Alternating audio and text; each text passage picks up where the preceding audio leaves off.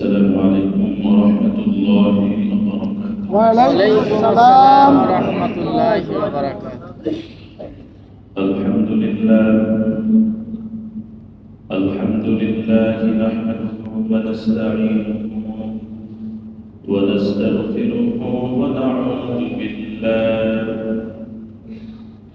ونعوذ بالله من شرور أنفسنا ومن سيئات أعمالنا. من يهد الله فلا مضل له ومن يضلل فلا هادي له. ونشهد أن لا إله إلا الله وأشهد أن محمدا عبده ورسوله أرسله بالحق بشيرا ونذيرا وداعيا إلى الله بإذنه وسراجا منيرا. أما بعد فقد قال الله تعالى في كلامه المجيد وفرقان الحميد. أعوذ بالله من الشيطان الرجيم. بسم الله الرحمن الرحيم. إن الله وملائكته يصلون على النبي يا أيها الذين آمنوا صلوا عليه وسلموا تسليما. اللهم صل على سيدنا وعلى آل سيدنا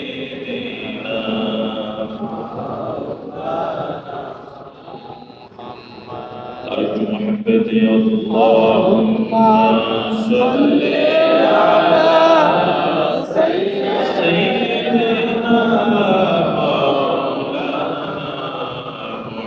محمد وعلى آل سيدنا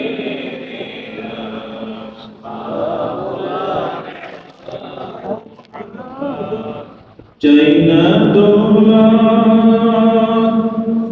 مال حسمات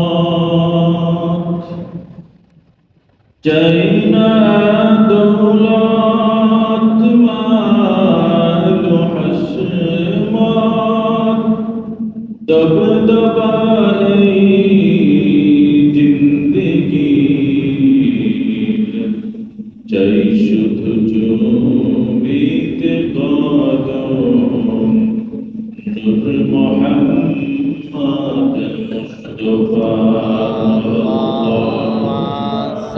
সাল্লি আলা সাইয়্যিদিনা মাওলানা মুহাম্মদ ওয়া আলা আলি সাইয়্যিদিনা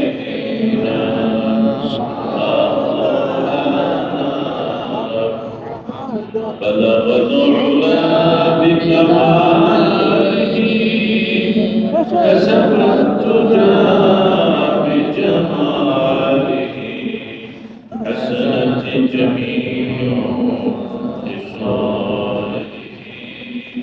صلوا عليه وآله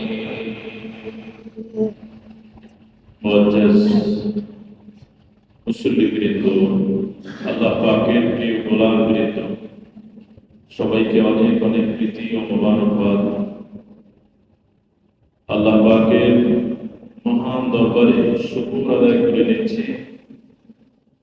যে আল্লাহ তাআলা আমাদেরকে আজকে তার হুকুম আদায়ের জন্য তার প্রিয় ঘর আমাদের এই প্রিয় মসজিদ বাইর গৌসুল আজমে আসার তৌফিক দিয়েছেন। বলুন আলহামদুলিল্লাহ। এবং প্রিয় নবীজির শানে সকলে বলুন সাল্লাল্লাহু আলাইহি ওয়াসাল্লাম। প্রিয় উপস্থিতি, আমরা তারা আজকে এই জুমার মসজিদে আসলাম নিজেদের ব্যস্ততা কমিয়ে আমরা মসজিদে এসে পড়লাম। এই তৌফিক আমাদেরকে কে দিয়েছেন? আল্লাহ তাআলা। সবার মনে ভালো লাগতেছে না? আলহামদুলিল্লাহ। আর যেই মানুষগুলো অথবা আমরাও যেদিন ব্যস্ততার কারণে একদম শেষ প্রান্তে আসি দৌড়াতে দৌড়াতে, সেই দিন একটু নিজেদের খারাপ লাগে, অনেকটা চোট লাগে, মানে কেমন যেন লাগে, ভালো লাগে না। আর যেদিন আমরা একটু আগে আসতে পারি মনটা অনেক ফ্রেশ থাকে, তাই না? একটু আমার কথার সাথে বাস্তবতা মিলিয়ে নিন যে না, আজকে আমরা খুব বেরিয়ে যাচ্ছি। এরকম প্রত্যেকটা ইবাদত তাড়াহুড়ো শূন্য হতে দিন, ইতমিনানে কলব, ধীর ও স্থির ভাবে খুশু খুদুর সাথে প্রত্যেকটা ইবাদত, দান করার সময়, তাসবিহ করার সময়, তেলাওয়াতের সময়, নামাজের সময়, মুনাজাতের সময়, সব জায়গায় আমরা থাকবো কিরকম? স্থির, অস্থির না। অস্থির মস্তিষ্ক এটা ভালো না, এটা শারীরিকভাবেও ক্ষতি হয়, ইবাদতের আনন্দ পাওয়া যায় না। আল্লাহ তাআলার সামনে যখন কোনো কাজ করা হয় তখন সেটা এতে তাড়াহুড়ো করে মানায় না। মহামান্য রাষ্ট্রপতি, তার সামনে আমরা যদি মেহমান হয়ে যাই, সেখানে গিয়ে কি আমরা লাফালাফি করবো? না। এরকম শরীর চুলকাতে থাকবে, না। কাশতে থাকবে, পাজামা উঠে টানাটানি করতে থাকবে, মানে এটা কি কার্টিসি মহির মতো দেখা যায়। তো সকল রাষ্ট্রপতিদের রাষ্ট্রপতি, যিনি সকল কিছুর সৃষ্টিকর্তা, রাজ আধিরাজ, যিনি শুধু দুনিয়াই নয়, যিনি আখিরাত অনাদি অনন্ত কালের মালিক, যিনি তার সামনে যখন কোনো কাজ করব, তার সামনে যখন কোনো ইবাদত পেশ করব, সেটা স্থিরভাবে হওয়া উচিত। কি বলেন? ঠিক। আল্লাহ তাআলা বোঝার তৌফিক দান। আমিন। আমরা যখন কোনো আলোচনা শুনতে বসবো, সেই সময় আলোচনাটা দুই তিন ধরনের হতে পারে। একটি হচ্ছে অনেক ইনফরমেশন থাকবে এটার মধ্যে, অনেক, সেটা সায়েন্স টেকনোলজি হতে পারে, ইতিহাস সম্বলিত হতে পারে, এটাও দরকার। কিছু আলোচনা হবে যে আলোচনায় মন নরম হবে, এটাও দরকার। আর কিছু আলোচনা হবে যেটার মধ্যে আমার আমল, আমার আখলাক পরিবর্তন হবে। এই যে তিন ধরনের, এর মধ্যে কোনটা বেশি দরকার? শেষেরটা বেশি দরকার। অনেক ইনফরমেশন আছে কিন্তু আমলি জিন্দেগি তৈরি হয় না, আখলাক পরিবর্তন হয় না। ওই ইনফরমেশন আমাকে কিছু দিবে। আমার আখলাক, আমার চরিত্র সুন্দর হতে হবে, আমার আমল নেক আমল হতে হবে। এই ব্যাপারটাই আমরা যখন কোনো আলোচনা শুনবো, যাওয়ার সময় আমার পরিবর্তনটা নিয়ে যাব। বলুন ইনশাআল্লাহ। যিনি আলোচনা করবেন তার মধ্যে এই ধরনের চিন্তা থাকা উচিত, তাহলে যারা শুনবেন তার মধ্যে সেটা ঠিক। সুপ্রিয় উপস্থিতি, আল্লাহ তাআলা আমাদের সকলকে সেই তৌফিক দান করুন। আমিন। আমরা আজকে এখানে বসলাম, এটা একটা মজমা, এটা একটি মাহফিল, এটা গোলামদের বসে দিন শেখার একটি হালাকা, এগুলো আরবি শব্দ। তো এখানে আমরা যখন বসবো তখন একটি কাজ প্রথম, এটা দিয়ে আমরা শুরু করি। সেটি হচ্ছে এই জায়গায় আল্লাহ তাআলার জিকির করতে হয়। এই জিকির তো ব্যাপক একটি অর্থ, অর্থাৎ আল্লাহকে স্মরণ করে কাজটি শুরু করতে হয়। এটি একটি আমল। তা আমাদের দুনিয়ায় অনেক সভা সমাবেশ, টক শো আছে যেখানে আল্লাহর নাম নেওয়া হয় না। এরকম সংখ্যা কম না বেশি? বেশি। অথচ আমরা মুসলমান আল্লাহ তাআলার নামটি নিয়ে আল্লাহর জিকির করে আমরা কাজটি শুরু করছি না। অনেকে আবার একটুখানি কৌশলী হয়, যাতে বোঝা না যায় উনি মুসলমান। উনি একটি একটি মধ্যমপন্থী জায়গায় গিয়ে কথা বলেন, ডিপ্লোম্যাটিক হয়ে, যেমন বলেন আল্লাহর জায়গায় সৃষ্টি করে, এই ধরনের বলেন। আল্লাহর নামটা কি আমরা এরকম লুকিয়ে গোপন করবো, ঘোষণা না, করবো? না। আওয়াজ করে বলুন, আমরা কার নাম নেব? আল্লাহ তাআলা। জোরে বলবো ইনশাআল্লাহ। ইনশাআল্লাহ। ওরকম ডিপ্লোম্যাটিকদের কাতারে যেন আমরা শামিল না হই। হৃদয় থেকে বলবো দারাজ কণ্ঠে, আল্লাহ, আমার আল্লাহ, এটা আল্লাহর নামে শুরু করব। আল্লাহ নবী বলছেন, লাম ইয়াযকুরুল্লাহ, যে মজলিসের মধ্যে আল্লাহর নাম স্মরণ করা হয় না, ওয়ালাম ইউসাল্লু আলা নবিয়িহিম, এবং তার নবীর উপরে দুরূদ ও সালাম পেশ করা হয় না। অর্থাৎ মজলিসটা শুরু হবে কি দিয়ে? আল্লাহ তাআলার নাম নিয়ে। আল্লাহর নাম নিয়ে। এই জন্য দেখবেন যত খুতবা আমরা বাংলা কিংবা আরবিতে দেই, সবগুলো খুতবার শুরুতে বলা হয় কমপক্ষে নাহমাদুল্লাহ ওয়া নুসাল্লি ওয়া নুসাল্লিমু আলা রাসূলিল কারীম। সুবহানাল্লাহ। সুবহানাল্লাহ। এই দোয়াটার মধ্যে মুখস্থ হয় না এখন? না। নাহমাদুহু ওয়া নুসাল্লি আলা রাসূলিল কারীম। তো বলেন তো আমার সাথে সাথে, নাহমাদ আওয়াজ করে বলুন, নাহমাদুহু নাহমাদুহু ওয়া নুসাল্লি ওয়া নুসাল্লি আলা রাসূলিল আলা কারীম। রাসূলিল কারীম। পরিচিত জীবনে মুখস্থ করলেন, এটাও কমপক্ষে করে নেন। আর যদি এই বাক্যটা এভাবে না পারেন, তাহলে আলহামদুলিল্লাহি রাব্বিল আলামিন, তারপরে রাসূলের উপরে সাল্লাল্লাহু আলাইহি ওয়াসাল্লাম। ওয়াসাল্লাম বলুন। নবীজি বলছেন, যেই মজলিস, যে হাফলায়, যে মজমায় আল্লাহর নাম স্মরণ করা হয় না এবং রাসূলের উপরে ওয়ালাম ইউসাল্লু আলা নবিয়িহিম, রাসূলের উপরে দরুদ ও সালাম পেশ করা হয় না, এই ব্যক্তির জন্য কিয়ামতের দিন একটি আফসোসের কারণ হয়ে যাবে, দুর্ভাগ্যের কারণ হয়ে যাবে। এমন দুর্ভাগ্য, আমার নবী বলছেন, ওরকম দুর্ভাগ্য যদি আল্লাহ কিয়ামতের দিন চান, ফাইনা আযাবাহুম, তাদেরকে শাস্তিও দিতে পারেন, ওয়াইনা গফারা লাহুম, তাদেরকে মাফ করে দিতে পারেন। অর্থাৎ মোটামুটি 50% থ্রেট কিন্তু এটা, তাই না? আল্লাহ তাআলার পক্ষ থেকে, মানে নাম না নেওয়ার কারণে যে মজলিস শুরু হয়েছে, সেই মজলিস থেকে যদি এইভাবে লোকজন উঠে যায়, এটা তার আফসোসের কারণ হবে, এই কারণে যে কিয়ামতের দিন আল্লাহ চাইলে শাস্তি দিতে পারেন। এই কারণে অর্ধেক তো সম্ভাবনা আছে, আল্লাহ চাইলে শাস্তি দিতে পারেন, আবার ক্ষমাও করে দিতে পারেন, তার মানে শাস্তি দেওয়ার সম্ভাবনাও আছে। আছে। তাহলে একটি আমল আমরা নিয়ে নেই, যে আমাদের মজমা, আমাদের বিয়ের অনুষ্ঠান, সেখানে কি আল্লাহ তাআলার নাম স্মরণ করার প্রয়োজন আছে? আছে। কেমনে? ওই যে কমিউনিটি সেন্টারে যে পরিবেশ, সেখানে আল্লাহর নাম নিলে মনে হয় যেন নামটি অপবিত্র হয়ে যায়। নাউযুবিল্লাহ, এরকম একটা পরিবেশ নাই। আমরা কায়েম করে ফেলেছি। ওটা একটা সুন্নতের আমল, জীবনের একটি গুরুত্বপূর্ণ অধ্যায়ের শুভ সূচনা। সেখানে এমন একটা পরিবেশ হয় যেখানে আল্লাহর নাম নেওয়া সুযোগ নেই। যায় না। এখন অনেক কাজী সাহেব বিয়ে পড়াতে আসেন, কাজী সাহেবের মুখে দাঁড়িয়ে নেই, তার আমলের কোনো স্যাম্পল আমরা খুঁজে পাই না, অনেক সবাই।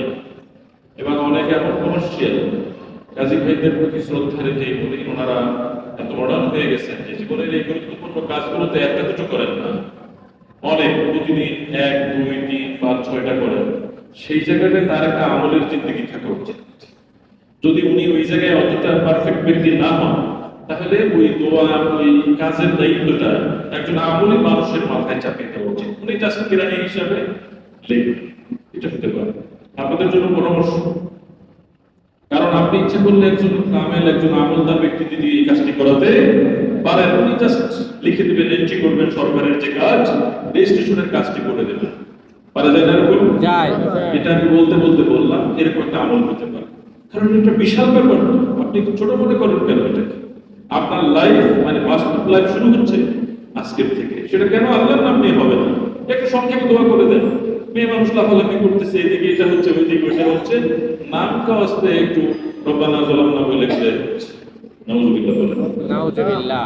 দোয়ার পরিবেশ সুন্দর লাগবে। যে পরিবেশ আমার পছন্দ হয় না, ওই পরিবেশ আল্লাহর কাছে আমি কিভাবে পাঠিয়ে দিই? আমার নবী বলছেন আল্লামানা রাসূলুল্লাহ সাল্লাল্লাহু আলাইহি ওয়াসাল্লাম, নবী আমাদেরকে শিখিয়ে দিয়েছেন আন তাওয়াজ্জাহা ইলাল্লাহ, কোন কিছুর জন্য যদি প্রয়োজনীয়তা অনুভব করো আল্লাহর দিকে মুতাওয়াজ্জিহ হও, রুজু হও। আল্লাহর দিকে রুজু হবে কেন? ইদা সাআলতা, যখন তোমার কোনো কিছু প্রয়োজন হবে আর চাইবে, ফাসআলিল্লাহ তাআলা, তখন আমরা আল্লাহর কাছে চাইবে। সুবহানাল্লাহ। আল্লাহর কাছে ওরকম একটা মিক্সিং পরিবেশ, অসুন্দর পরিবেশ, শয়তানি কর্মকাণ্ডে পরিপূর্ণ এক পরিবেশের মধ্যে আমরা আসলে কতটা আশাবাদী হয়ে যাইতে পারি বলেন? এই কারণে সবাই বিষয়টাকে গুরুত্ব দিবেন। তো এক্ষেত্রে আমি আপনাদেরকে আরো পরামর্শ দিয়ে দিতে পারি, মানে পারবেন তো না সব, কারণ আপনি একা চাইলেই পারবেন না। আপনার মামাতো ভাই আছে, বিয়ের দিন যদি সবাইকে বললেন না করেন, রাগ করে চলে যাবে, বিয়ে অনুষ্ঠানিক হবে। এই জন্য আর একটু কৌশল আপনি অবলম্বন করতে পারেন। আমি মনে করি আমি এগুলো নিয়ে ভাবি যে কিভাবে আমার বন্ধু বান্ধব যারা পরিচয় তাদেরকে একটা নেক আমলের সাথে মিলিয়ে রাখা যায় এবং আমিও করতে পারি। এক্ষেত্রে বিয়েটা প্রথম পর্যায়ে বিয়েটা আপনারা যে কোনো একটা মসজিদে শুধু আগ্ধখানি যে বিয়ের অনুষ্ঠানটা, বিয়ের যে সুন্নতি প্রক্রিয়াটা, এটা একটা কমিউনিটি সেন্টার বাদ দিয়ে মসজিদে নিয়ে আসে। তো মসজিদে আর যাই হোক এরকম একটি যে পরিবেশটা আল্লাহ পছন্দ না, এটা কায়েম হবে না।